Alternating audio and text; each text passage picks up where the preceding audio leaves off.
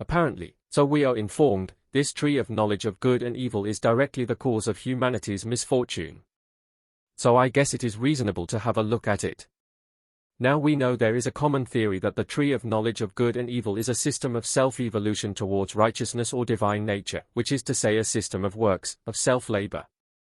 Now it appears to me that it is better to say that the system of works, or self-evolution towards divinity, is not the tree of knowledge of good and evil, itself, but rather a consequence or derivative of the tree of knowledge of good and evil. Remember the serpent being had said, "Eat this fruit and you will become like Yahweh." We must rely on a revelation by Micah Turnbow to help us out here. God showed him the tree of knowledge of good and evil. In brief, and as I recall, this tree was actual, was a thing, as it were, even in the shape of a tree with branches and fruit, but must be seen as a sort of cosmic tree, without standard dimensions or perhaps even size.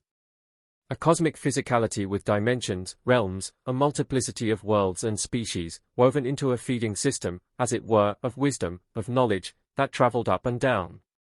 Where did the serpent come from? It was already in the systems of worlds, a traveling creature.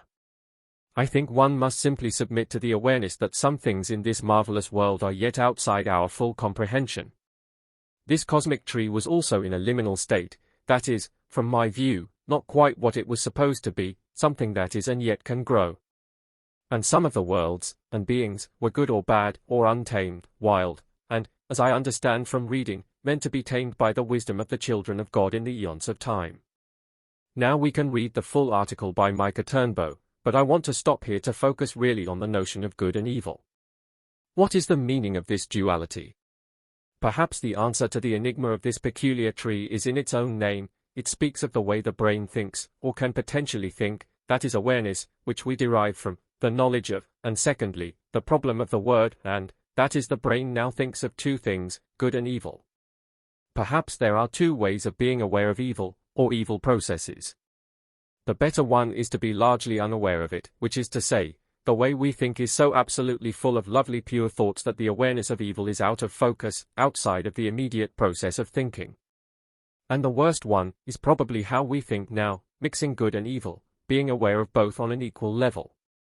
I wonder if we should try to start just seeing loveliness, just seeing life, just seeing goodness, where the knowledge of evil, of sorrow, of fear, is out of focus, very distant to the immediate calculations, so that we have a mind full of light. The wounded mind thinks consequentially, one thing after another, like numbers, but the mind in light thinks nothing and all things at once, in peace.